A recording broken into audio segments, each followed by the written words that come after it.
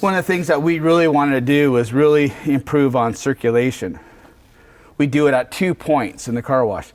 This cyclone right here runs 35 gallons a minute, 5 microns, 24/7 a day, and we are also pulling in ozone, as you can see here, through the Mozzie with air, up to 20 liters of air.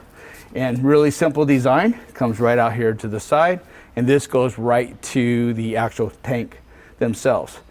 When the car wash is off, this processing valve is open, and this cyclone right here, same theory, up to 20 liters of air with some ozone to it, and 35 gallons a minute at 5 microns. And if you go ahead and follow the line right here, that goes to your trench.